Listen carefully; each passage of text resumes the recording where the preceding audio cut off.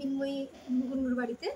তো শনিবার করেই একটা ছোটোখাটো মানে প্রথমত উদ্দেশ্য ছিল গানের উদ্দেশ্যে আসার পর থেকে তারপরে আমাদের গল্প বিভিন্নভাবে নিজেদের মধ্যে কথাবার্তা করতে করতে হঠাৎ করে পুরোনো কিছু স্মৃতি আমরা উচ্চারণ করি। আমার বান্ধবী একটা খুব সুন্দর লিখেছে, তার মানে মানুষের বয়স 50 হয়ে গেল, মনের বয়স সেটা 50 নয়। তো ওটা নিয়ে একটা খুব সুন্দর লিখেছে, ও একটা কোথাও পাঠ করতে চায়। তো সেই লেখাটা শুনতে শুনতে হঠাৎ করে আমার না পুরোনো কিছু স্মৃতি মনে পড়ে গেল। মানে আমিও যে ডায়েরি লিখতাম, সে এখন নিজে তো লিখছে, তার লেখাগুলোর ধরনগুলো থেকে আমারও মনে পড়ছে যে এইভাবে তো আমিও একসময় লিখতাম। বা আমার মানে ছোটো থেকে একটা লেখার পজিশন দেখেছিলাম। মানে এটা একটা জেঠুই আমাদের তার অফিসের ডায়েরি এনে আমাদেরকে দিয়ে দিত, যে বলতো যে রেগুলার রোজকার জীবনী কিছু তোমার যা যা ঘটনা তুমি লিখে রাখো। মানে এটা একটা ডায়েরি লেখা একটা অভ্যাসে পরিণত হয়েছিল।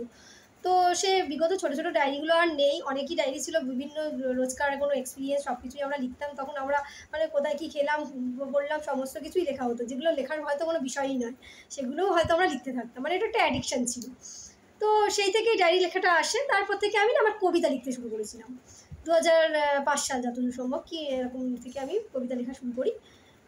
7-8-এ পড়ি কি না, না সরি আমি ভুল বললাম, আমি মনে হয় আরও আগে থেকেই লিখেছি, আমার মনে পড়ছে না ঠিক। যাই হোক, আমি ওনার কথা 2005 সাল থেকে হয়তো কন্টিনিউ কবিতা অনেক লিখেছি। তো কবিতাগুলো লিখতে লিখতে লিখতে ডায়েরি লিখতাম। এবার ডায়েরিটাতে অনেক লেখা যেটা ছিল সেটা হচ্ছে যে সেই ডায়েরিটা আমার কোনো কারণবশত আমি প্রচুর নাটক করেছিলাম। তো কিছু নাটক ছিল আমাদের নাটকের, মানে আমার যে ডিরেক্টর ছিলেন, যার হাত ধরে আমার স্টেজ করা, ডাকনাম পাপাদা, আর ভালো নাম হচ্ছে সুপ্রিয় দত্ত। তো তার প্রত্যেকটা নাটক প্রত্যেক বছর হওয়ার পর তো প্রত্যেক বছর এক্সপিরিয়েন্স অনেক কিছুই আমাদের লেখা হতো, কিন্তু সেইগুলো আমি আর খুঁজে পেলাম না, কারণ আমার সেটা খারাপ হয়ে গেছে সেই ডায়েরিটা। তো খুবই আফসোস লাগে, সেই লেখা বা সেই সালগুলো আর আমার কাছে নেই। তবে এখন আর ডায়েরি লিখিও না। কিন্তু হঠাৎ করে এই বান্ধবীর লেখাটা শুনতে শুনতে আমার মনে পড়ে গেল যে আমাদের সেই টাইমে মানে কি বলবো, খুব অভাব সেটাও বলবো না, বা খুব অ্যাডিকশান কিছু সেটাও বলবো না। মানে আমি কি বলতে চাইছি, হ্যাঁ হতে পারে আমি বিশাল বড় লোক নেই, গরিব ঘরেরই মেয়ে।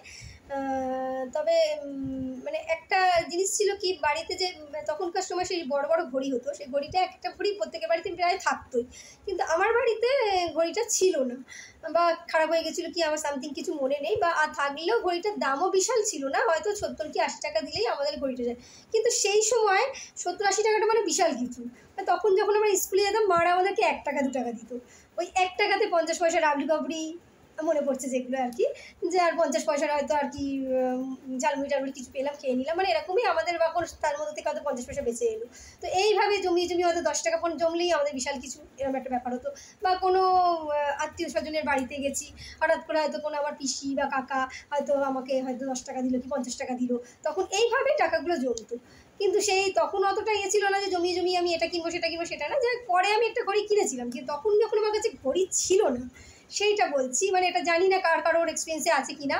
আমার বাড়ির ওখান থেকে না প্লেন যেত, তো প্লেনের যে টাইমিংটা, পাশাপাশি তো ঘড়ি ছিল কারো বাড়িতে, আমি সেই দেখে টাইম দেখে না, আমার একটা খাতায় খুব নোট ছিল যে কটা থেকে প্লেনটা যেত, সারা দিন রাত সেই প্লেনের টাইম আমি খুব মানে ক্যারি করেছিলাম, যেটা লেখা হয়েছিল, নোট করা হয়েছিল। তো সেই ক্যারি করে এবার পড়তে বসতাম কীভাবে, খুব একটা অ্যাডিকশান ছিল। পড়াটা কীরকম ছিল যে মানে ঘণ্টাখানেক একটা সাবজেক্ট নিয়ে পড়তাম, যদি বাংলা হোক, ইতিহাস হোক, ভূগোল হোক, মানে এরকমভাবে লেখা থাকতো যে 7টা থেকে 8টা বাংলা পড়বো, কি 8টা থেকে 9টা ভূগোল পড়বো, এরকম একটা থাকতো।